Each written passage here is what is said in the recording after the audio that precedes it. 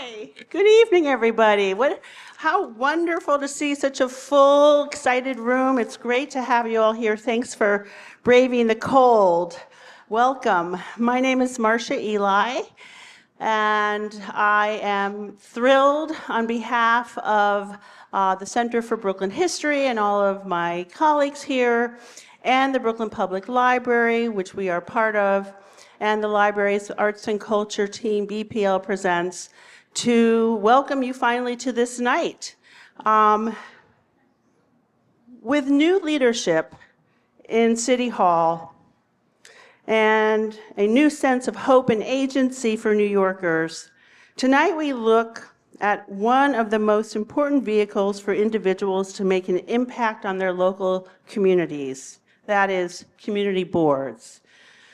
A vital engine of democracy, these boards are fundamental to providing New Yorkers a voice in the decisions made about their lives. Tonight's program is presented with the Office of the Brooklyn Borough President, who has been such an incredible support of the Brooklyn Public Library all of these years. And I really want to give a special thanks to Carol Ann Church and Madeline Enlow, my partners in crime, on putting this together. It's been really fun and really important, and thank you so much, and all of the team at the Borough President's Office for all that you've done to get to tonight. In a little bit, we're going to hear from a panel and later get some vital information about the history of community boards and how to get involved. But to kick us off, we have a very special guest to talk personally about his experience on a community board, what it meant, and how it shaped his path.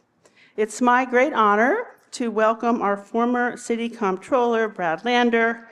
Brad has worked tirelessly for 3 decades to improve the lives of New Yorkers as an innovative comptroller, as a city council member, as a co-founder of the council's Progressive Caucus, and way in the past before all of that, as the director of the Fifth Avenue Committee, the Pratt Center for Community Development, and a member of his community board. Please help me welcome Brad Lander.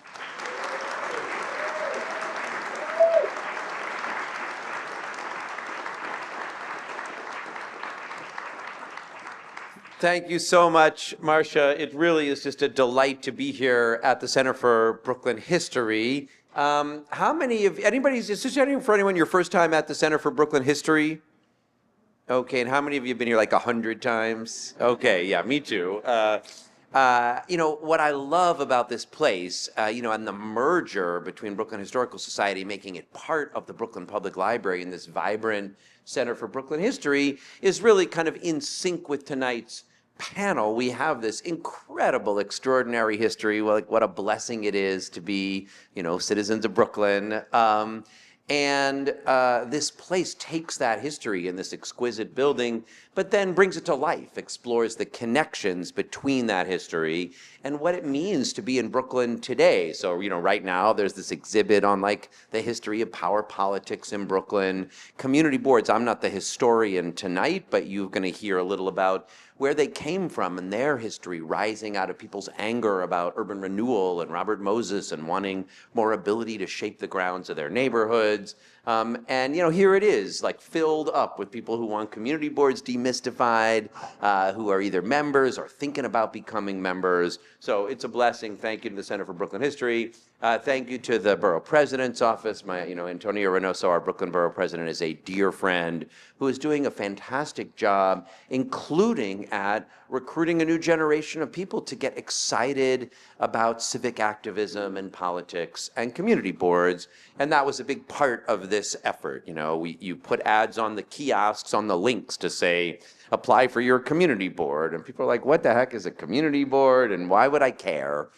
And I think it's funny that, you need to have a panel on demystifying community boards when, of course, they're what are supposed to be and really what are closest to the everyday lives of people compared to the city council, the state legislature, or Congress. It's your community board that's voting on, are we going to have that bike lane or not? Will there be a sidewalk cafe at the restaurant around the corner from me? How should we think about new housing development in our neighborhood? In so many ways, the most important questions in people's day-to-day life. And yet, for a lot of people, it feels very mysterious how people get appointed, how they would become part of it, what power they have. So I think it's great to do this panel. As Marcia says, this was my first perch in New York City public service. I had worked in the city at the Fifth Avenue Committee and the Pratt Center for Community Development to nonprofit community organizations. And at Fifth Avenue Committee, I was a frequent guest or visitor to Community Boards 6 and 7, because if we proposed a new affordable housing project, we would come before the board and say, this project is for, people coming out of a homeless shelter, or people who have AIDS, or, this is a homeownership project for a first opportunity for people to buy a co-op, and here's what we're planning to do. And it might be that we needed an approval that the community board was the first part of in the city's land use review procedure, or ULURP, or it might just have been that it was pretty good practice before we were to take over a building and renovate it, or do a new project, to come to that grassroots level and make our case. So I had seen the community board from when I started at Fifth Avenue Committee in 1993, but in 2006, then City Council member Bill de Blasio appointed me to Community Board 6, and then Brooklyn Borough President Marty Markowitz signed off on my appointment, and I joined Brooklyn Community Board 6, which covers Carroll Gardens, Cobble Hill, Red Hook, Park Slope, Windsor Terrace. And I remember my orientation session at Brooklyn Borough Hall, trying to decode all these weird rules. What is ULURP and the Uniform Land Use Review Procedure, and when does a proposed landmark project come before the community board, and what power do we have, or what power does the Landmarks Preservation Commission have? How do you know? It seems like there's kind of people out eating on the street all the time. How do you know whether you need a sidewalk cafe? This can be a little confusing because the liquor license comes from the State Liquor Authority in Albany, but the approval to have the sidewalk cafe comes from the city. That's even shifted again now as a result of outdoor dining. So all the rules and the specifics we got some taste of at that meeting at Brooklyn Borough Hall. And then I got thrown right in, and from 2006 to 2009 until I was elected to the city council, I was a member, one of 50 members of Community Board 6, and I loved it. I mean, I'm like a civics nerd, not everyone loves a community board meeting, and I try to tell people, if you don't love it, that is also fine. There are so many other ways to serve, like not everyone wants to sit in endless debates about, those things I just said. But of course they matter in people's lives. So do a lot of other things. It's great to be on a community education council, or volunteer at your local soup kitchen, or protest the process of fascism because our president is taking over other countries, so there's a lot of ways to be civically engaged. And this is one really meaningful one that really did work for me. I enjoyed those debates. And one thing I found that was fascinating is, of course, our country is very polarized along political lines. And you know it, I won't go into it. And our community board was not polarized along ideological lines. It was overwhelmingly, Democrats. And yet we got into the most heated arguments I have ever been a part of, because, of course, the fight over whether to have a bike lane on Prospect Park West or on Court Street, whether, to allow new development around the Gowanus Canal, whether to landmark a building that some people think is the most magnificent thing ever, and some people are like, why is that even in our neighborhood? whether to allow, a sidewalk cafe outside a restaurant that many people love and other people think is just loud and noisy. Those debates get very contentious. And sometimes along predictable lines, you get to know who loves the bike lanes and who doesn't love the bike lanes. But I love the bike lanes, let me be clear. But I respect the people who don't. Well, you could clap for bike lanes. But I also learned a healthy respect for people who don't. They're also our neighbors, and you get up and you say, here's why I think this project is a good one, and you listen to why somebody doesn't think it's a good one. And, you make your case in a way which you remember next month you're going to want their vote on that landmarks project or that new housing development. And it helps you see that it is what democracy is healthy, flourishing, vibrant debate about the issues in your neighborhood with people who you're going to agree on some issues and not on others. And you want people leaving the meeting feeling ready to come back next month, whether they won or lost on the issue that was on that night's calendar. And we have, that's hard to have in a country as polarized as ours, when the stakes feel genuinely existential. Sometimes the community board issues feel existential, but they're important, but they're not existential. They really matter. You fight for them, and you come back next month and you build relationships with people who are pretty different from you. And that is democracy exactly as it's supposed to be. So I loved it. It was good preparation for later politics. I will say that the Prospect Park West bike lane was a big fight when I was in the community board, and I was a big supporter of it. We were trying to slow down traffic on Prospect Park West, where some folks had been killed in traffic crashes, and we were on the cutting edge of trying to make a more connected network of bike lanes in Brooklyn around the city. And so we voted in favor of it. It had strong support of the board. When I got to the city council, that was like the first giant fight of my city council career, and I was very surprised, but it was like international news somehow. There really was like an article in The Guardian in London about like the bike lash. And I went in with the confidence to say, okay, I'm going to explain why I think this is a good project. In this case, I know my neighbors wanted it because they voted for it at the community board that I was a member of. And the people who don't agree, I've got the ability to listen to, hear why they don't like it, say why I think it's good and why we're doing it. And remember that tomorrow I'm going to talk with those people about something else. And that was great about the Prospect Park West bike lane. The other really big thing like that I came back around on later, years later as a council member, is that the rezoning of the neighborhood around the Gowanus Canal, which had been debated for 50 years, we rolled up our sleeves at in Community Board 6. Instead of saying, like, no, we don't want to do it, I think we recognized that either we would put a plan together, or developers would come with a plan, or City Hall would come with a plan. And so we had, I kid you not, 10 years of meetings. There's a movie about it, actually, a documentary called Gowanus Currents, and you can watch 10 years of community board meetings and protests of community board meetings and the before and after of the community board meetings. And it's a surprisingly riveting documentary, I think, even if you aren't a civic nerd. Well, probably you have to be a civic nerd, but I thought it was a great movie.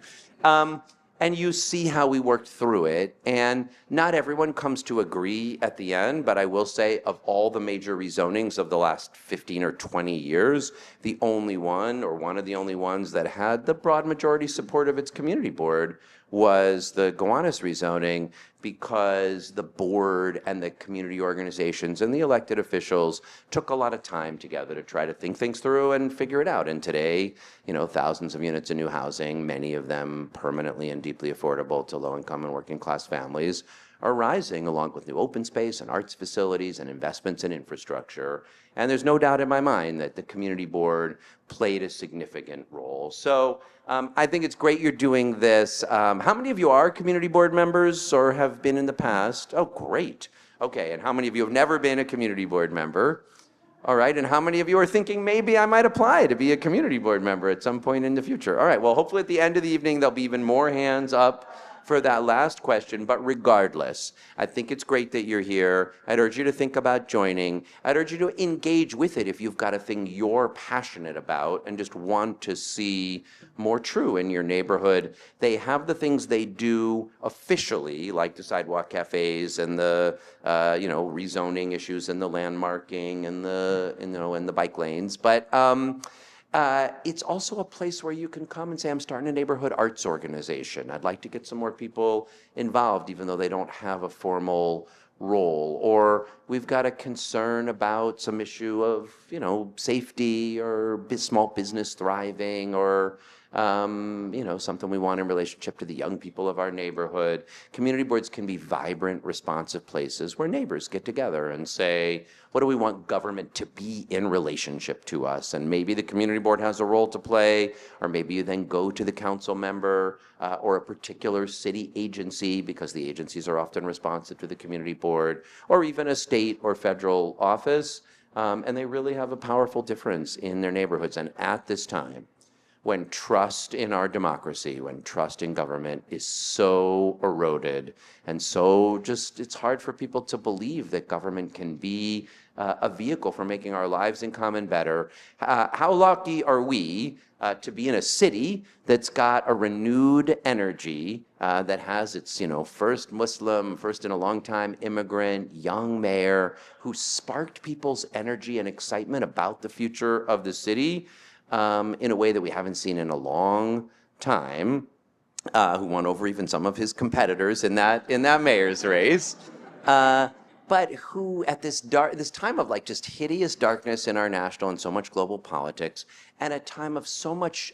distrust, of feeling, why would I believe that government is a place where we could make things better, who's sparking that hope, who's got people thinking, hey, maybe it could be a place that makes our lives for our families more affordable, that makes there be childcare if I've got a kid, that is going to protect tenants or make housing more affordable, that opens up its buildings to let people come and watch the Africa Cup.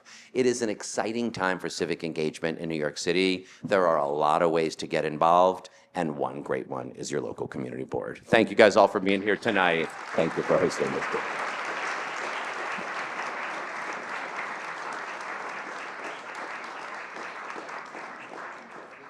Thank you so much. Inspired and inspiring as always. So now to get into it a little bit more, we are going to welcome to the stage a panel of individuals to talk candidly about the work of community boards. They know them from the inside out. The navigating, the politics, the compromising, the rewards, the frustrations, all of that.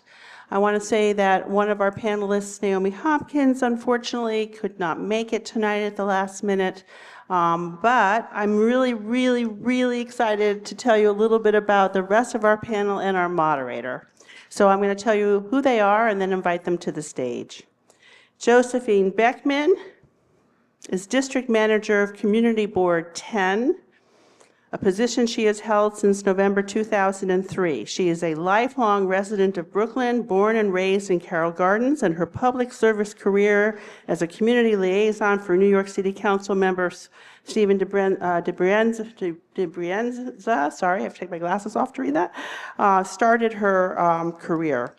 Later in Dyker Heights, she formed the 800 Block Association of 70th Street, and then started the United Neighbors Association for Fort Hamilton Parkway.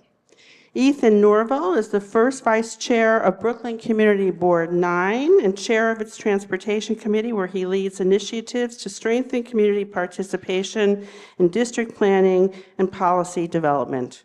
A Crown Heights native, Ethan brings a grounded understanding of the district's needs and a commitment to expert-level, community-driven governance. In addition to his civic work, Ethan is now a marketing strategist who helps businesses and local organizations grow through data-driven digital communication and better audience engagement. And our moderator tonight is Jeffrey Mays. He is an award-winning, you probably read his byline this week, award-winning politics and investigative reporter for the Metro Desk of the New York Times. Mays was named as a 2023 Pulitzer Prize finalist as part of the New York Times team covering the breaking news of New York City's deadliest fire in decades.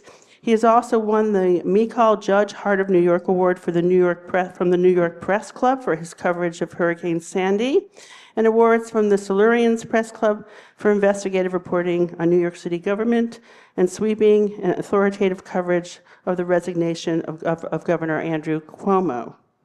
So please help me welcome our panel to the stage to hear more about our topic.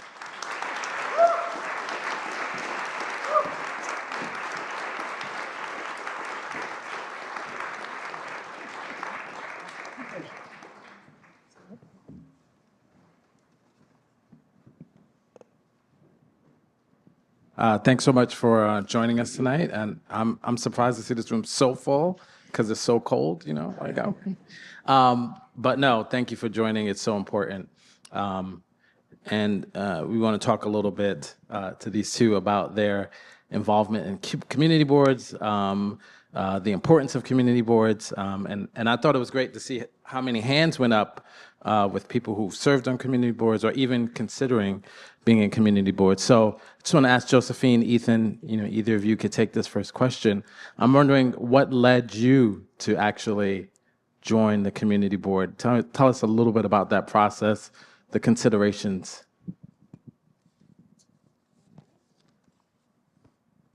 Hello. Oh, very good. Hi. So my name is Josephine Beckman. I'm the district manager of Community Board 10, which is Bay Ridge, Dyker Heights, and Fort Hamilton here in Brooklyn.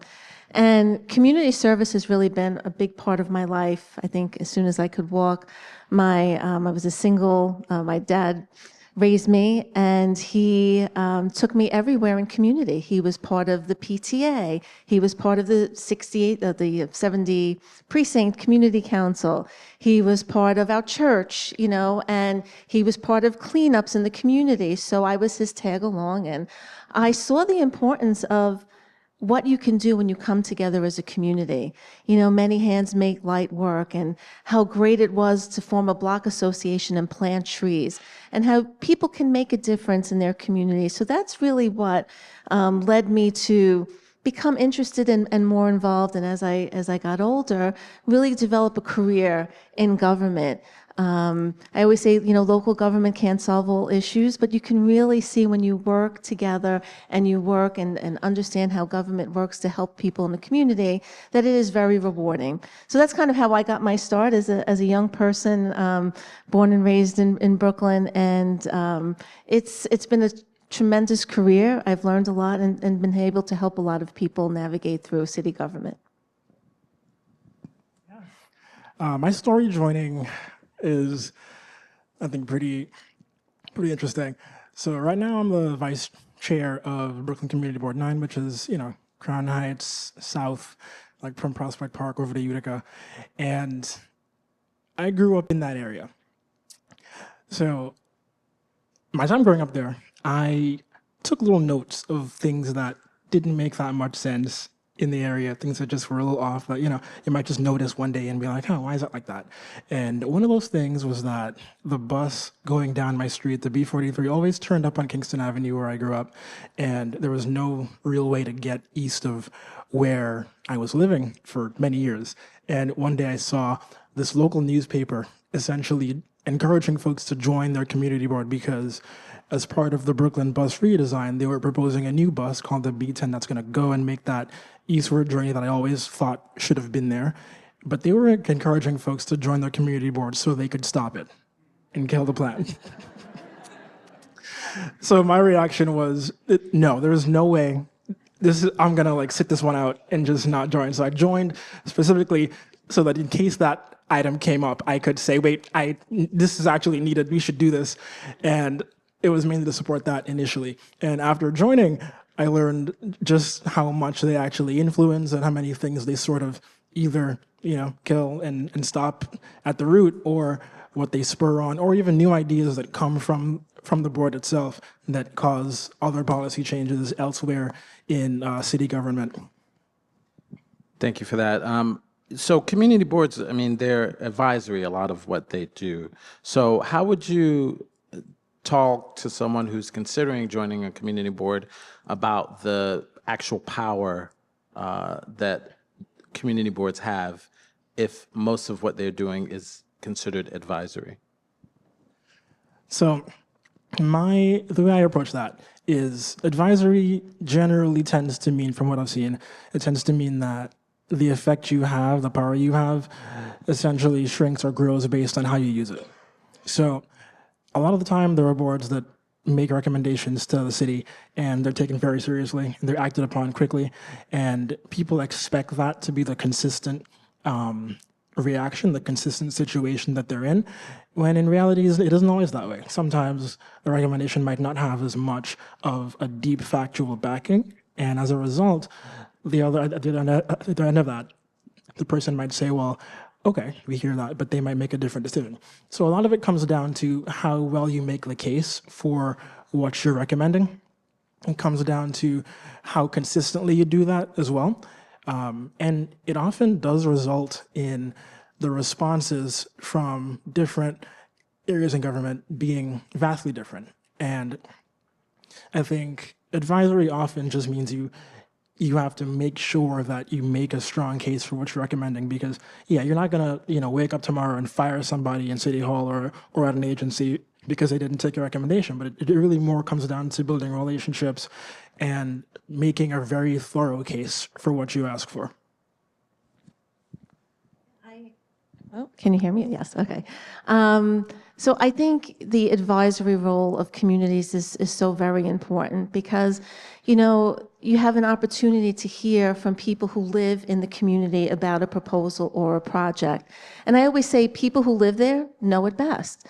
So sometimes, whether it's a street redesign project or if it's a, new capital project, you go to the parks. So if the Parks Department is proposing to have I'll use a sprinkler system for young kids in this corner, and you say, hey, but there is absolutely, no shade here, and we think it would be better here, or some of the equipment is too close together.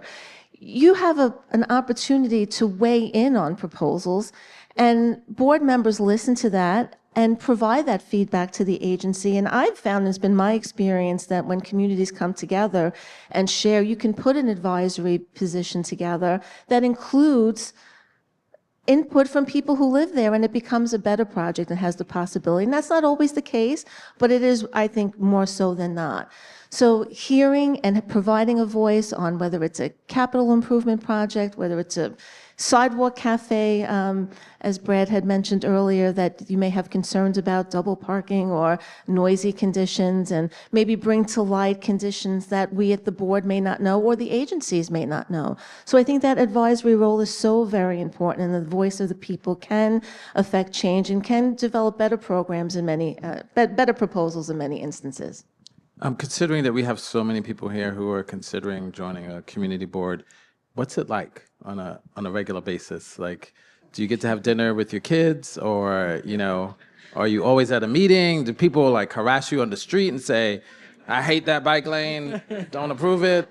So I'm the district manager of the community board, so I work in the district office, and as most boards do, we have many, many meetings. But community board members typically sit on, one or two committees. Some committees meet more often than others. For example, the Parks Committee or the Zoning and Land Use Committee, they may meet, more often. And it is a time commitment. You're working on sometimes proposals that are controversial, and maybe, neighbors that you see in the community, so that might be a little bit tough if you have a position that's different from them. But it is an opportunity to meet and know what's happening in your community, to meet neighbors that you may not have known otherwise, to listen to issues and concerns of people that you walk down the street every day, but hey, you didn't realize that. So it is a time commitment. There are lots of meetings, and I think it is certainly doable and manageable, and it has more rewards than downside. Yeah, in response to that question, I'm going to say yes to all of the above. If there's a bike lane folks hate, you are going to hear about it. Somebody might stop you on the street and say, hey, this can we not have this one here? That happens occasionally. And I think that's a function of democracy being accessible and close to you, where you actually have accountability, where what you do, someone can come to you and say, hey, this is a problem, and let me tell you why. And those things being taken into consideration is an example of democracy working really well, where it doesn't just, people don't just run away with what they can say and do and install things and never have to hear from you again.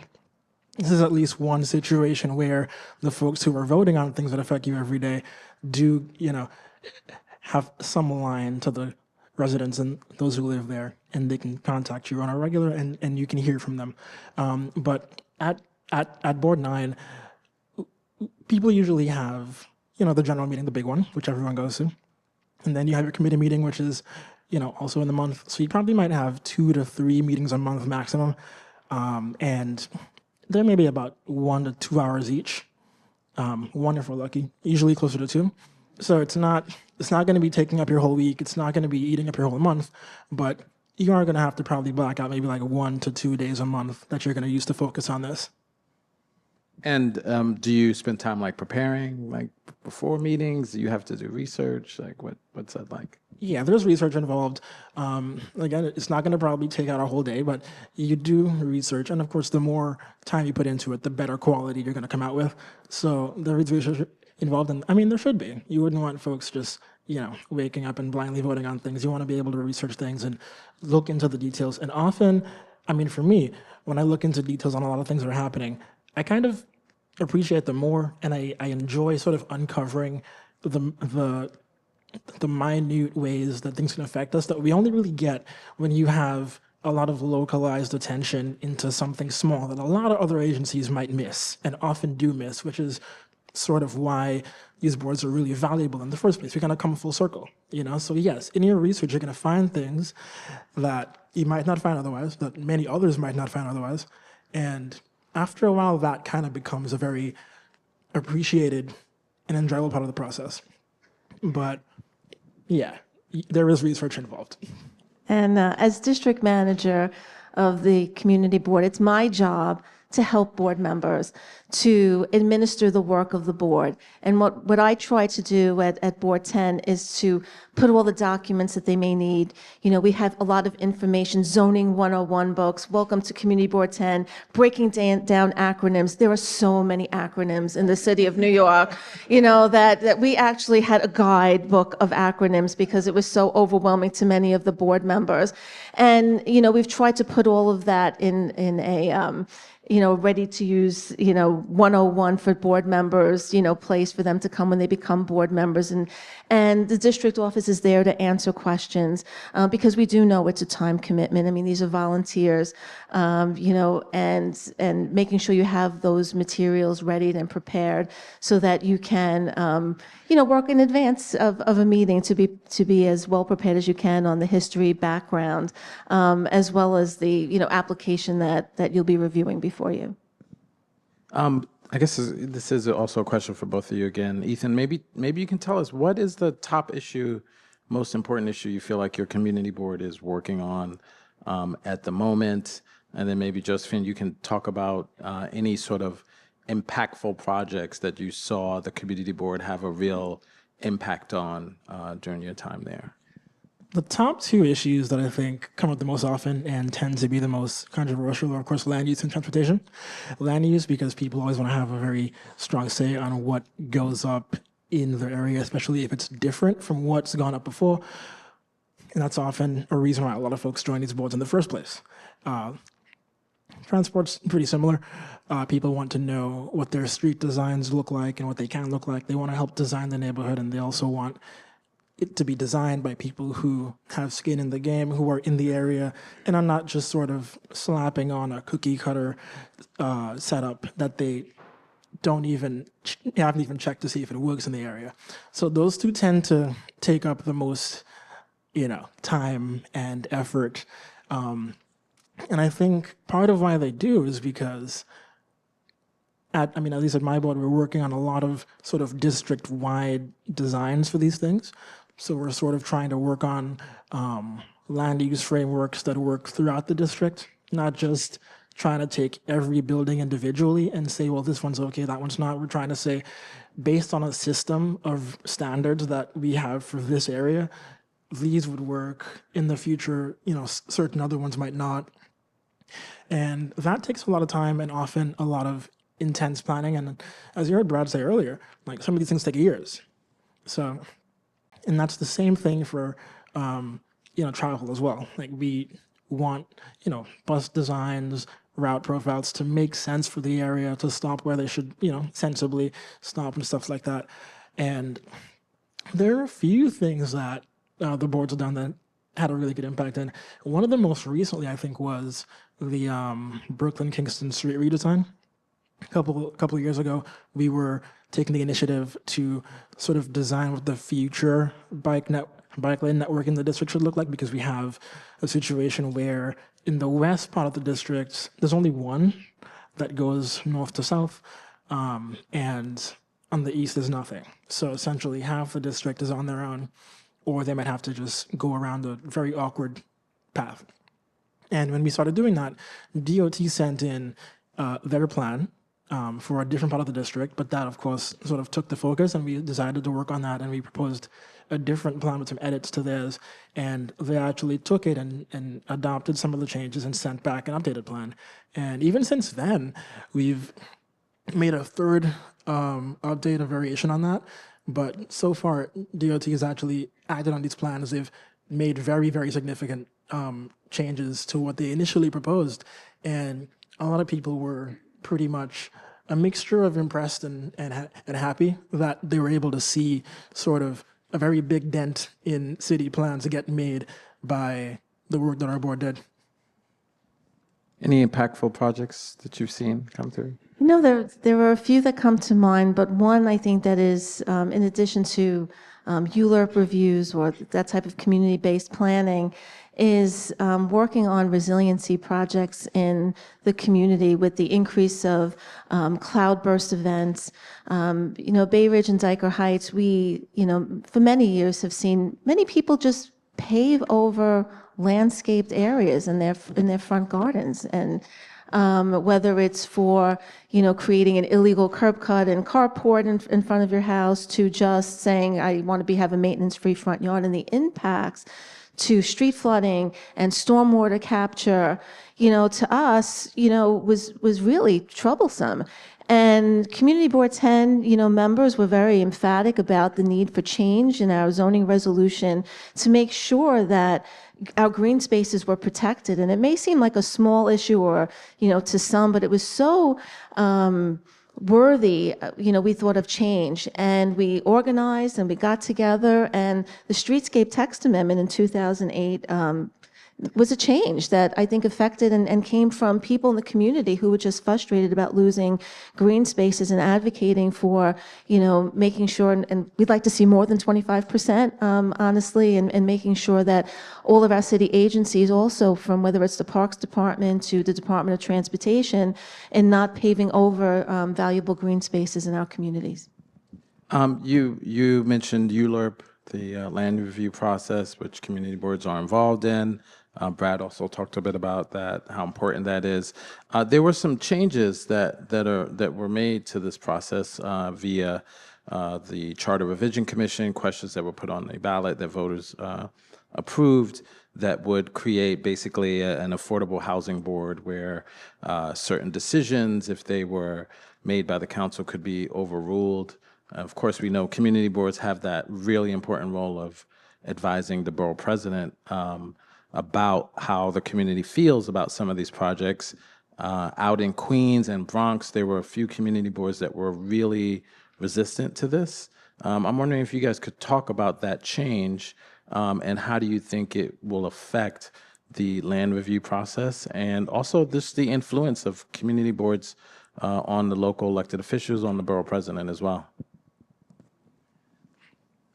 So I've seen a lot of the reaction to that recently, and I think it's a reflection of what people are feeling in different parts of the city. Those changes to the land use process I think the affordable housing and the appeals board, those things essentially function as, in my view, sort of like release valves, where it gives people who are seeking to build affordable housing sort of a second chance at an approval if a board votes it down, and let's say, the council might do the same thing, right? And a lot of this is, I think, because throughout the city, there might, we know there's a housing crisis here, and there is an effort going on to build more housing, more affordable housing. And many feel that, in some areas, some boards have been using their power to stop and slow that down. And in some cases, that may be true. And these efforts are mostly a way to sort of get some more broad citywide opinions in the mix, to sort of balance out the more localized ones in situations where, there might be a real housing need that a local board is saying, we just don't want it here. Their opinion, the board's vote and the board's opinions are still a part of the process. They're still valid. But in a lot of ways, I think this has been creating a method to, loosen some of the pressure so that if housing really needs to get built throughout the city in places that most need it, they could still get it instead of having it being sort of consistently stopped by the districts, the boards that have maybe had the least affordable housing built in the past decade or so. So, this was an area that was discussed by members of Community Board 10. Certainly, most board members do feel that it's so important for residents to have a voice in land use decisions and have the opportunity to come to a public hearing and speak about and voice their concerns to the community board. And community board members have to balance that with a multitude of issues, especially the affordable crisis that we're experiencing in the city of New York, and come up with decisions. The changes, there were concerns from many board members about losing or having people in the community not have that local sense that oftentimes added to better projects by having their local city council members perhaps advocate for more affordability. So I think it's something that, as from the district manager's point of view on community boards, it's so important we feel that local input continues, and I think it will, at least towards the community board, and hoping that it creates, moving forward, an ability for local residents to not only speak to their community boards, but also participate in hearings that will now be held with the Borough Hall, the Borough President's Office, and really understand some of the urgent need of affordability in the city. And hopefully the changes will amount to additional housing being constructed in New York City. We have a new mayor, as Brad alluded to, young, energetic. I'm wondering if you think, how do you think community boards might be able to work with this new administration, and do you see a shift between administrations traditionally in terms of how community boards can operate and influence? I mean, my answer to this one actually builds on my last one. Referencing the changes in how community boards fit in Europe, for example, right, ultimately doesn't take them out of the situation, out of the game. It essentially challenges them, because now you have to make sure your case for whatever your vote was resonates with the mayor, with the speaker, with the borough president. Essentially saying we don't want it isn't enough anymore. And I mean, many of us have been saying it wasn't enough for a long time. And that continues through now. We have a new mayor. In his inauguration speech, he said that he wants to change the culture from a culture of no to a culture of how. And that's something that I've personally been saying for years at this point. You can see that sort of change in how people desire to interact with their city government throughout the city. And there's a way that impacts community boards where essentially the bar is higher, right? The things that we pass at the board level are not about opinions. They're not about what people want. They're more about the detailed case for it. And if you are, as a board or as a board member, if you're going to advocate for a thing or vote for a thing or build a plan, there's going to have to be a much more detailed context, a much more detailed core of facts you use to base that on. And the goal is now not just passing plans or passing a wish list. It's more about passing detailed recommendations that have a factual basis, that have so much strength that anyone that reads that sees that it makes sense and is essentially moved onto your side almost by default. Well, I am very excited that Mayor Mamdani, one of his first orders of business was to create a new Office of Mass Engagement. It sounds so cool, and to me as a district manager, the idea of bringing engagement to the forefront and the ability to, as a district manager, to have every agency of the city of New York now in tune with the importance of civic engagement, I think is just wonderful. I'm excited to learn more about it. I had my first email from the office the other day. I have, lots of questions, and I'm excited that each agency will have, greater engagement. Community boards is going to be a part of that. The Mayor's Office of Community Affairs will also be integrated, and it sounds very exciting to me because I think it is so important to energize communities, to gain an interest in participating in their local government. And I hope more people come out and city agency representatives come out a little bit more and engage with us. So I'm excited. Great. So I'll probably make this maybe my next to last question. I notice a lot of people who go to community boards eventually end up maybe in office. You see, we had controller. I remember meeting the person that became the lieutenant governor at a Harlem community board. He was on the development committee. And I'm wondering, why do you think that is? And is that a viable path, you think, for folks to sort of begin civic engagement, and why so many maybe end up looking at elected office as an option? What are your plans, Ethan? Well, I think people got on that path because, for one, when you get involved, you sort of get better at it, and it makes sense to sort of keep doing it at different levels. You build relationships, you build skills that you keep needing the further you go. So it's sort of almost a natural progression a lot of the time. But I think it is a good place to start, to be honest.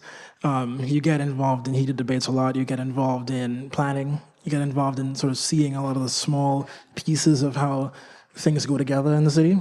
And it makes a lot of sense to start there because, it's a very sort of intimate level of government, but it's also the place where a lot of plans go and get born and get carried through different levels, whether, they go through the council later, some of them go to the state. And it's a good place to start, whether it's a career in that field or if it's just to get your ideas started so that you can take root elsewhere and grow more. But my plans are local for now. I'm trying to make Crown Heights the best place to live in Brooklyn, so I very much am focusing on here. Okay, I've heard that before, just so you know. Well, as district manager of the community board, I enjoy the administrative end of government. I enjoy navigating through, working with city agencies and helping board members advocate for their communities. And as district manager, I have met some wonderful local volunteers who really give of their time. And I think the best people who propel into public office life are those that have really started at the most local part of community and government, and that's community boards, because they have the debates, as Brad said.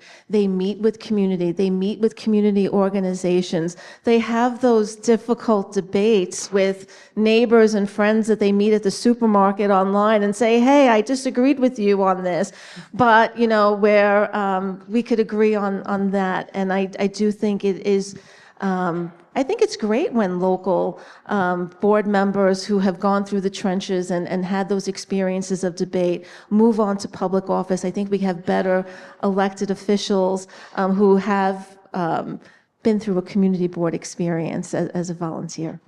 We're going to move on to the next part of the program. Before I do, I just one last question for you guys. This will be a speed round, 10 seconds each. You know, when young journalists come to me, one of the first things I tell them is they ask about covering the city. I said, get yourself to a community board immediately so you can find out what's going on. It's where all the best stories are.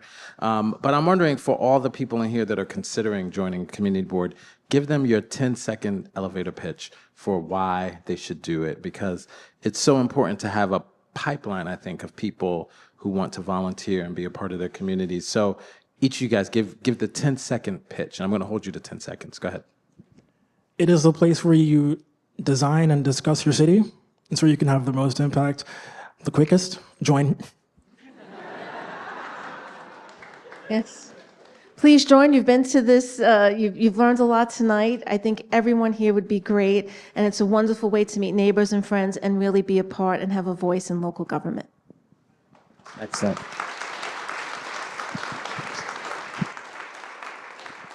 Thank you, thank you, thank you so much. Can we have another round of applause for our panel?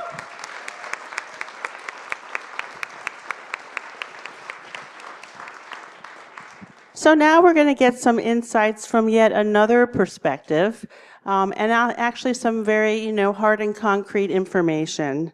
It's my pleasure to introduce Carol Ann Church. Carol Ann serves in the Brooklyn Borough President Antonio Reynoso's administration as the Director of Community Boards. She has over 30 years of experience facilitating civic engagement, community development, and public service across Brooklyn. She previously served as Assistant District Manager for Community Board 2. Please help me welcome Carol Ann.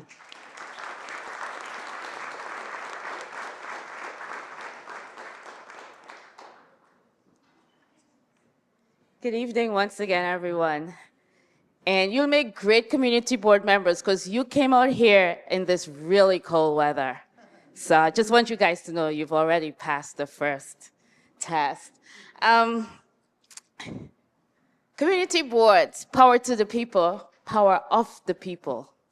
And we're going to talk a bit about that. Just a quick overview on the history of community boards, how they started, and what they were meant to be, the role of community boards in our New York City government and social space, and the influence that boards exercise in New York City.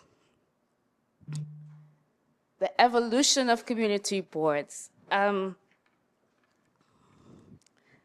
Community boards were forged from the idea that centralized decision-making often did not serve the people. This thinking gained momentum in the wake of the Urban Renewal Plan. We heard Brad Lander mention that earlier, which was creating new social programs and reshaping large swaths of New York City neighborhoods. Then Manhattan Borough President Robert Wagner moved the idea of community planning from idea to implementation by creating 12 community planning councils in Manhattan. And you sometimes hear people still talk about community planning boards. It comes from this era. The planning councils were to advise on land use and budgetary matters. The very successful pilot eventually led to it being expanded citywide in 1961. They were community organizations, but in 1968, the boards transitioned from these community bodies to municipal public agencies. In 1975, the charter allowed for the hiring of district managers. So it became an official agency with staff. Boards also receive expanded oversight of budgetary and service delivery matters, along with the authority to review land use applications. In 1989, the city governance changed and community boards received expanded roles. The 2019 charter revision term limits created term limits, which means that members can now only serve a maximum of 4 two-year terms beginning from 2019. And that means that a class of community board members will no longer be eligible come next year. They'll have to sit out 2 years. But that's another thing. And that charter revision also obligated borough presidents to appoint community board members who were reflective of the district they serve. So what did that mean? That meant that based on age, race, interest, whether you were a homeowner or renter, type of renter, like all these voices needed to be represented on the community boards. And even before community boards in New York City, we had the Board of Improvements. There were 24 of those across the city. And this is from the 1870s. So just thought that was cool. Community boards have 3 basic roles and responsibilities that were created for them in the New York City Charter. They're land use and zoning, which probably gets the most publicity. So boards review ULURP applications. They review applications from the Board of Standards and Appeals, which are variances to existing zoning. And they also look at historic preservation. Also, the city budget, boards play a very important role in the city budget process by monitoring and assessing the delivery of municipal services such as trash pickup, park maintenance, road repair, upkeep of facilities infrastructure, and of course, various social services and community programs. This information is gathered on an annual basis and reported as the needs assessment and budget priorities, which is sent to the mayor for consideration and inclusion in the annual city budget. Now, if you notice, it says collect data on the city budget, write and submit needs document, respond to the city budget on the service delivery, to assist constituents, determine trends, and again it repeats, conduct and write needs assessment. That is not an error. That is to show the connection between the 2 items. Through service delivery, the assessment and monitoring, we understand what we need to make the request to the city budget. So it is known that boards are advisory bodies. However, it would be a grave mistake to believe that they lack power. With each board having 50 members and a district no more than 250,000 residents, each member represents no more than 5,000 people. So boards are truly the most granular form of representative government here in New York City. This number alone ensures that they carry the power to influence and change outcomes. So I'm going to review a couple examples of different types of impacts that boards, through their advocacy, have made for their districts. In Community Board 3, this spring, this beautiful facility will be open. After 30 years of advocating for a sanitation garage, the board never gave up. They never gave up. It was in each one of those district needs statements that I just mentioned. It was always a budget priority. They kept at it. This real state-of-the-art building with a 46,000 square foot green roof and lots of solar paneling will open, changing the lives of Bed-Stuy residents whose trash will be picked up earlier in the day. There'll be quicker snow removal, just really creating more efficient delivery of services and improving quality of life.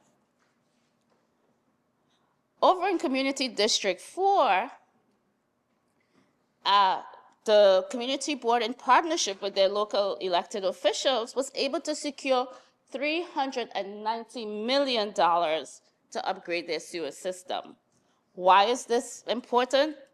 because these particular funds are usually earmarked for coastal districts. However, in recent years, Bushwick has been inundated with floods, with more flood events than before. So this was really an example of how that community coming together was able to push to get this funding.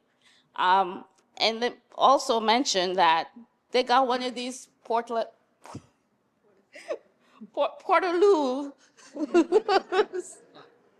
I'm sorry.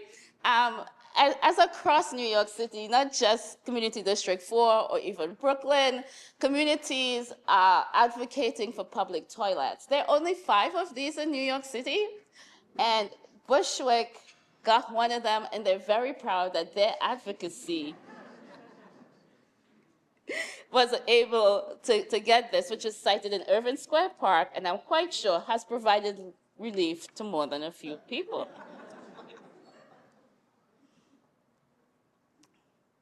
Community Board 6. So former Comptroller Lander mentioned the Community Board 6 and the Gowanus rezoning. It was a massive project, as he mentioned. Took many, many meetings. It was an 82-block rezoning of the neighborhood. And the community board, along with other community stakeholders, held many, many workshops, meetings, and hearings, and was able to influence outcomes. They were able to get environmental remediation of all contaminated areas. They were able to secure funding and programs for workforce development, small business grant program, and something that's near and dear to the heart of almost every New Yorker. More than 1/3 of 8,200 apartments were set aside for people earning less than the area median income. They also secured, they stood 10 toes down to ensure that funding for outstanding repairs at all the NYCHA developments in the neighborhood was secured. And that's how the city got the support of the community board to conduct this. And as you can see, there's a historic photo of the Gowanus in 1949, and then I can't tell you that that's the exact location, but that's what part of the Gowanus looks like today. And yeah, through community advocacy. Over in Community Board 17, the Power of the People secured the preservation of the Wyckoff House, which was built in about 1650s and is New York's oldest building structure and the first building in New York State to be designated a historic landmark. This at one point was subject to demolition. The community and the owners fought for it. Today, it is a very active community space with a cultural and education center, and the community board also advocated for expansion of programming, and so there's an active garden program there as well. And coming up soon, spring is a big time for some of our community districts. Community Board 17 relentlessly advocated for a recreational facility, and with the support of now public advocate but former council member Jumani Williams and current council member Farah Louie, the community will have this beautiful $141 million recreational facility opening soon. So as we can see, in spite of their advisory nature, community boards do improve the quality of life by advocating for housing, new infrastructure, cultural amenities, and other services. All these projects were once items in the district needs statements. Some took 30 years, as I've said, and others 30 months. So advisory, yes, but community boards certainly do carry the power of the people to influence and change outcomes in ways big and small. They change the course of city action or make the city act. But who's the city? We are. You are. So you too can do your part by being engaged.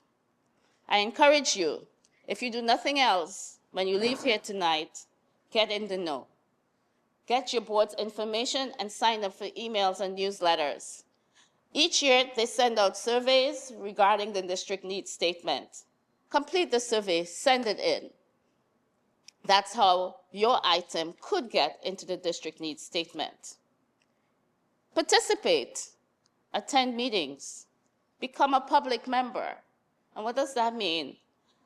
Not everyone has the capacity of time to become a board member, but you may have expertise in a particular area that you can share with your board that helps to shape and influence the decision making. And you can do that by asking the community board chair, not Borough Hall, to become a committee member. You may have time and capacity and say, I would like to join the board. Then you need to fill out an application. Applications are now open. The obligation is a 6 to 8 hour monthly commitment. You heard Ethan mention it earlier. 6 to 8 hours. There are 2 meetings.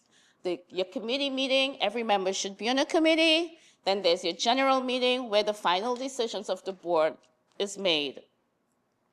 There are workshops and trainings. You know, I always say, there's no perfect community board member sitting here. Even if you're a rocket scientist or a brain surgeon, I have news for you. You probably don't know about ULURP and how it really works. It's true. It's pretty complex and it takes time. So what we ask of community board members is that they bring their special expertise. And what is that expertise? Your lived experience of being in that neighborhood, of knowing what your streets are like at any time of day or night, of knowing the activities that occur in your neighborhood and knowing what's missing in your neighborhood in terms of amenities, types of businesses. Only you can really bring that. No bureaucrat in any office can bring that sort of lived experience to the discussion and the decision making. And make space for all voices. Not everyone who should be in the room will always be in the room. And the discussion is not just about a single individual's needs and wants, but it's about community, because that is where we get the power of the people. Thank you.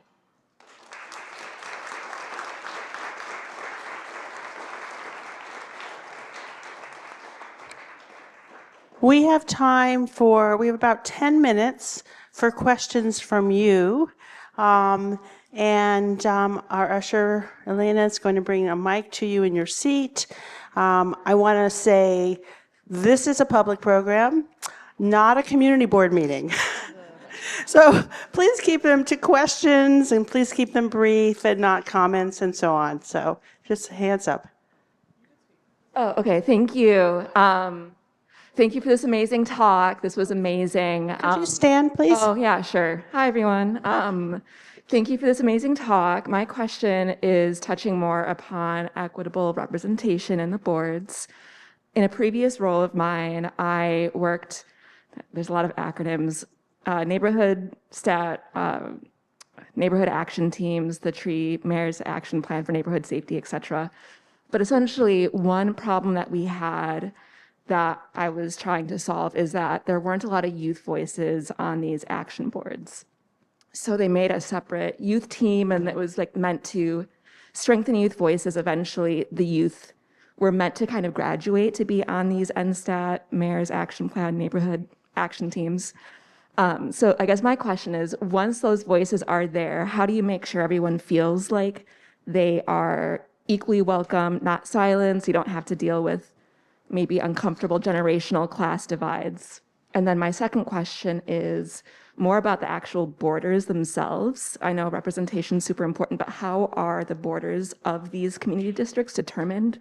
Are they updated as populations change? And how do we make sure that they're not gerrymandered, for lack of a better word?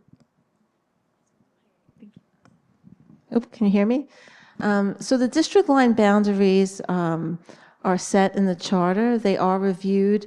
Honestly, I've been district manager now for 22 years. Our population shifts have not dictated a need for change, but they're pretty different than, they're not gerrymandered as or recreated every 10 years like elected officials' lines are. So they're pretty compact by community and by neighborhood. So those lines have stayed the same. I was delighted to learn, to experience the addition of 16-year-olds to community boards. I think they provide a really great voice. And over the years, we've had at least, 1 to 2 members sitting on Community Board 10. And they are respected. They bring a lot to the table. They have great. And I'm like, you guys should have been at the Parks Committee meeting.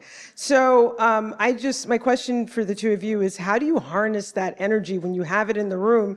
Because at that moment, we have so much business to take care of. We're like, yeah, we kind of talked about that in Parks like 6 months ago, but how do you process that and get them engaged and get them on board and active on your community boards? I have found that most people find out about this stuff last minute often. So they come to the general when it's like the last step before it goes through. And in other cases too, people often only show up so they could say no to things very often. Like, a lot of the whole point of them going to boards or reaching out to folks is so they could stop a thing rather than get an idea implemented. So what we've done and are still doing is we have committee chairs at the general meeting sort of have a chance to say what their committees are working on, so that people who come to talk or for any reason, they at least hear about what's coming down the pipeline for later on.